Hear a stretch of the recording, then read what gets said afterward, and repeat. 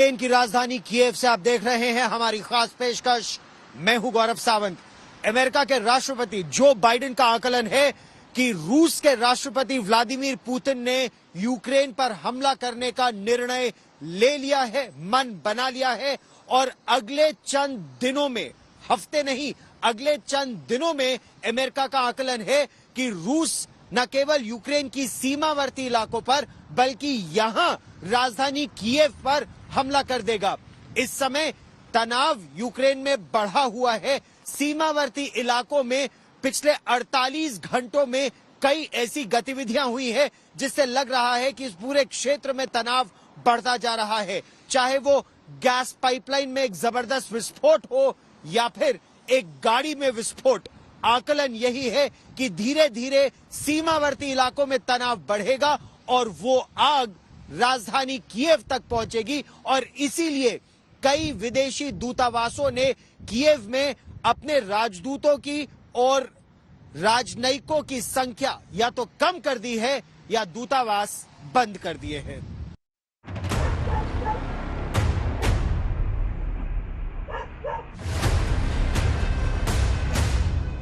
रूस से सटी यूक्रेन की सीमा के नजदीक कल रात फिर से एक जोरदार धमाका हुआ। रात के अंधेरे में गैस पाइपलाइन से उठता आग का गोला और धमाके में चकनाचूर हुई गाड़ी का ये मंजर युद्ध के ट्रेलर की तरह है, क्योंकि ये इलाका विद्रोहियों के दबदबे वाला है जिन्हें रूस का समर्थन हासिल है। कई हफ्तों से यूक्रेन के चारों तरफ जंग की दहशत पसरी है। दुनिया कयास पर कयास लगाए जा रही है कि रूस कब, कहां और कैसे हमले की शुरुआत करेगा। इन्हीं कयासों के बीच अमेरिकी राष्ट्रपति जो बाइडेन एक और तारीख लेकर आए हैं। We have reason to believe the Russian forces are planning to and intend to attack Ukraine in the coming week, in the coming days. We believe that they will target Ukraine's capital, Kyiv, a city of 2.8 million innocent people. As of this moment, I'm convinced he's made the decision. We have reason to believe that.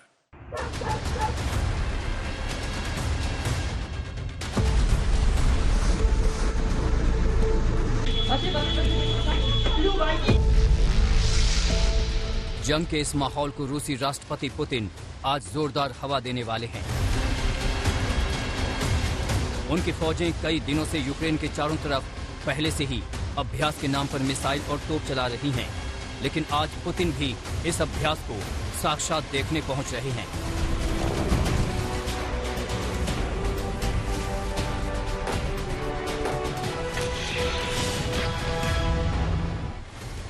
रूस के रक्षा मंत्रालय के मुताबिक आज उसकी सेनाएं Ukraine के दक्षिण में बड़ा अभ्यास करने वाली हैं। काला सागर और इसके आसपास होने वाले इस युद्धाभ्यास में रूस के जंगी जहाज और पनडुब्बियां भी शामिल होंगी। अभ्यास के दौरान क्रूज और आईसीबीएम मिसाइलें फायर की जाएंगी। बड़ी बात यह है कि इसमें परमाणु हथियार ले जाने में सक्षम मिसाइल भी शामिल होंगी। इस अभ्यास के जरिए रूस अपनी परमाणु हमले की क्षमता को परखना चाहता है। पुतिन भी इस अभ्यास को देखने के लिए सेना के सिचुएशन सेंटर में मौजूद रहेंगे। अमेरिका दावा कर रहा है कि रूस ये सब यूक्रेन और नेटो देशों को उकसाने के लिए कर रहा है ताकि हमले के बहाने ढूंढ सके। Throughout these tense moments, the Ukrainian forces have shown great judgment and I might add restraint. They refused to allow the Russians to bait them into war. But the fact remains, Russian troops currently have Ukraine surrounded from Belarus along the Russian border and with Ukraine to the Black Sea in the south and all of its border. अमेरिकी राष्ट्रपति जो कह रहे हैं वो हकीकत है। रूस बिना किसी लुका छिपी के यूक्रेन को तीन तरफ से घेर कर बैठा है। उत्तर में बेलारूस में रूसी फौजों का जमावड़ा है। दक्षिण में क्रीमिया पहले से रूस के कब्जे में है, जहां उसकी फौज की तैनाती बढ़ा दी गई है। और पूर्व में लंबी सीमा रेखा पर रूस की फौज मौजूद है।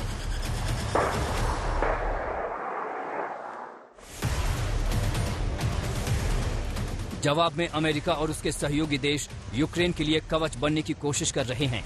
आसपास के देशों में मौजूद नेटो फौजों को पोलैंड और रोमानिया लाया जा रहा है। यूक्रेन के अंदर भी ऐसा ही माहौल है।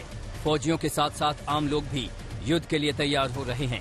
कीव में एक स्कूल को अस्थायी ट्रेनिंग सेंटर में तब्दील कर दिया गया है।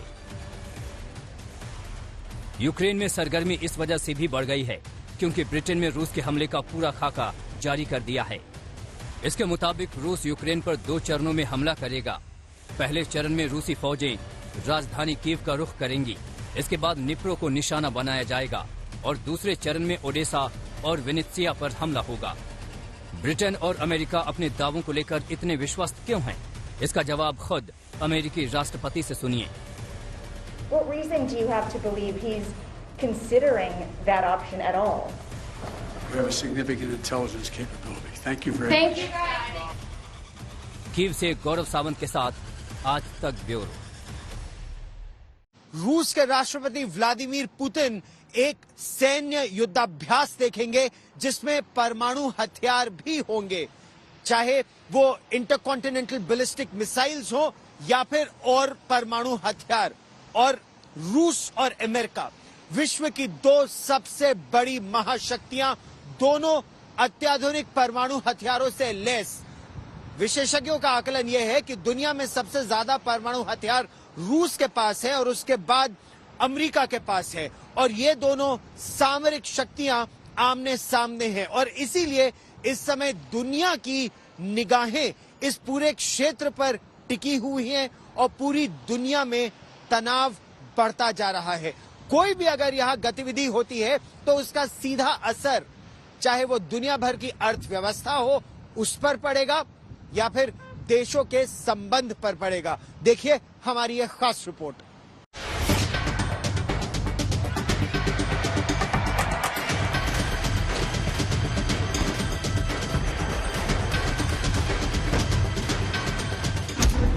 परमाणु अभ्यास के जरिए क्या संदेश देना चाहता है रूस? क्या यूक्रेन के नाम पर परमाणु जंग छिड़ जाएगी? क्या अमेरिका और रूस ने परमाणु युद्ध की तैयारी में है?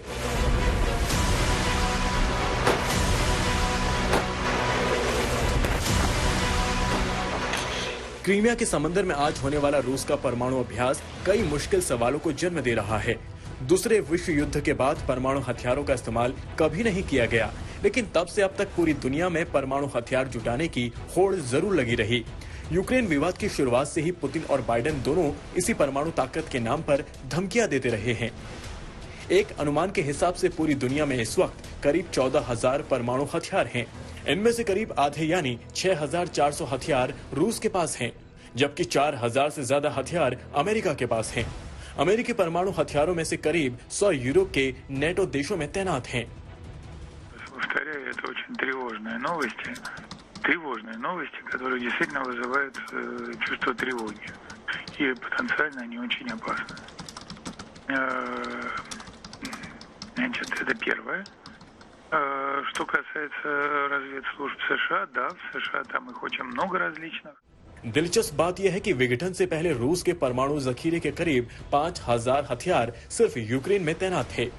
1991 विघटन के बाद ये परमाणु हथियार यूक्रेन में ही रह गए, लेकिन रूस, अमेरिका और ब्रिटेन समेत 5 देशों के दबाव में यूक्रेन ने 1994 में बुडापेस्ट मेमोरेंडम पर दस्तखत कर दिए।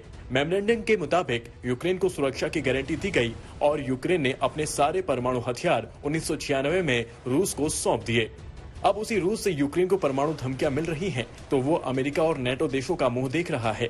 लेकिन अच्छी बात यह है कि अमेरिका फिलहाल परमाणु हमले की संभावना नहीं देख रहा है।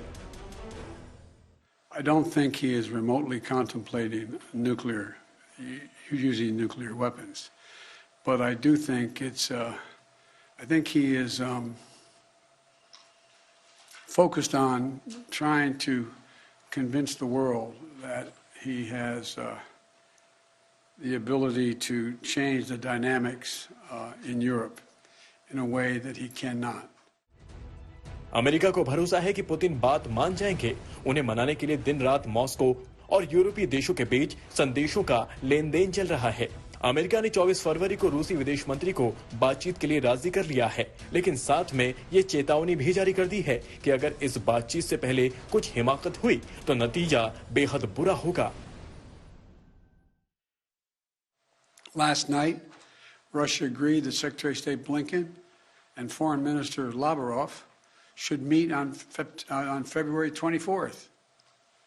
February 24th in Europe. But if Russia takes military action before that date, we'll be clear that they have slammed the door shut on diplomacy. They will have chosen war, and they will pay a steep price for doing so. 24 फरवरी में अभी वक्त है। Ukraine की सीमा 3 तरफ से सुलग रही है। अमेरिका और रूस की बातचीत होने तक सब कुछ काबू में रहे, दुनिया इसी की दुआ कर रही है। यूक्रेन के कीव से गौरव सावंत के साथ आज तक ब्यूरो। यूक्रेन में बहुत अच्छे शिक्षण संस्थान है, चाहे इंजीनियरिंग की बात हो या मेडिसिन की बात हो, और भारत के कम से कम 20,000 से ज्यादा बच्चे इस समय यूक्रेन में पढ़ रहे हैं। परिवार को भी चिंता है, बच्चों को भी। भारत सरकार ने यह निर्णय किया है कि एयर इंडिया के विमान यूक्रेन से, कीव से भारत की उड़ान भरेंगे 22, 24 और 26 फरवरी को, और जो सुरक्षित भारत वापस जाना चाहता है वो एयर इंडिया के टिकट खरीदकर वापस जा भी सकता है। हालांकि इस समय आकलन यह है कि स्थिति बद से बदतर नहीं होगी। वैसे भारत रूस का भी बहुत अच्छा मित्र है, अमेरिका का भी और यूक्रेन का भी। इसीलिए भारत तटस्थ रहते हुए ये चाहता है कि बातचीत के जरिए इस समस्या का समाधान निकाला जाए।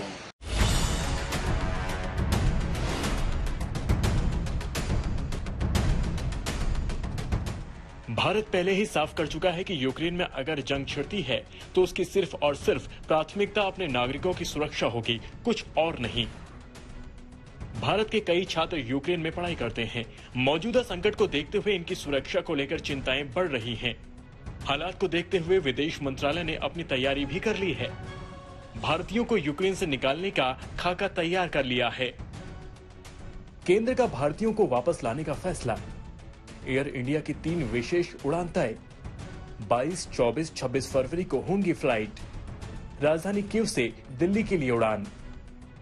तीनों फ्लाइट के लिए बुकिंग शुरू।